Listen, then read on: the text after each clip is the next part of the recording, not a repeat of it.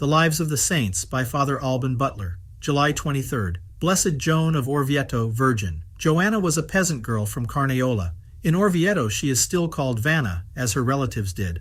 As she was orphaned at the age of 5, her playmates tried to frighten her by telling her that she had no one to look after her and that she would die of hunger.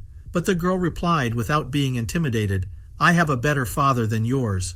Her companions asked her what that meant, and Juana led them to the church and showed them a picture of the guardian angel. "He will watch over me." Her confidence was not thwarted, as she was adopted by a family from Orvieto who took care of educating her and arranging a marriage for her. But Joan had different plans. Thus she took refuge in the house of a friend and entered the Third Order of St. Dominic.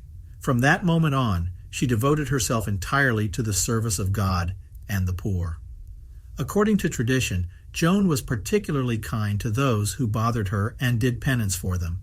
That was the reason why it was said in Orvieto that if they wanted the Blessed to pray for someone, they only had to bother her. It is said that heaven granted Joan numerous ecstasies and extraordinary graces. Blessed James of Bevagna, who was then in the Dominican convent in Orvieto, was her spiritual director for several years. According to a legend, Joan went to confession to him in Orvieto when the Blessed's corpse was lying in Bevagna. Joan foretold several of the miracles that were to occur after his death, but she did her best to hide the extraordinary graces that heaven had granted her.